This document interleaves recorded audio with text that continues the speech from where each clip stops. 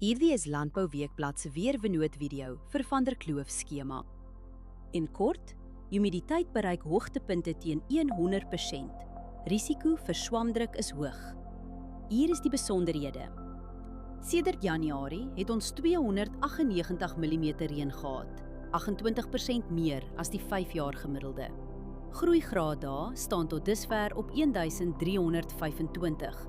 Dit is 46 grade laer as die 5-jaar gemiddelde.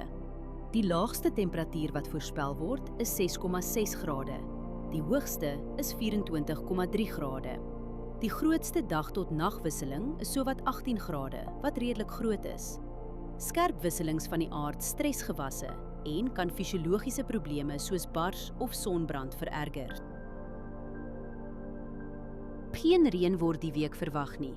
Al die vog kom uit besproeiing. Die ergste winddag is Woensdag met ongeveer 18,5 km/h. Vermy spuit op daardie dag. Die res van die week bly onder 15 km/h.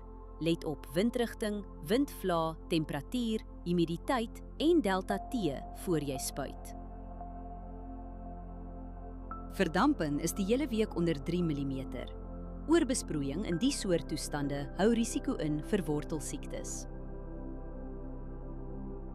Humiditeit is meestal hoog en blaarnatheid gaan Maandag laag bly. Dus is die risiko vir swamdruk matig. Hoë risikoblokke is die eerstes om te wys as toestande verander. As jy een ding doen, oorweeg dit om voorkomende swamdoder vir die eerste droë, kalm oggend te skeduleer. Hierdie weerinligting is gebaseer op werklike data vanaf meetstasies. Die data word deur TerraClim skoongemaak en geverifieer. KI-interpretasies word deur grondwaarheidsdata onderlê, aangedryf deur Villa Crop Protection. Hierdie verslag is met die hulp van kunsmatige intelligensie gegenereer en is nie professionele advies nie. Ga na weather.villacrop.co.za en kies die weerverslag vir jou streek.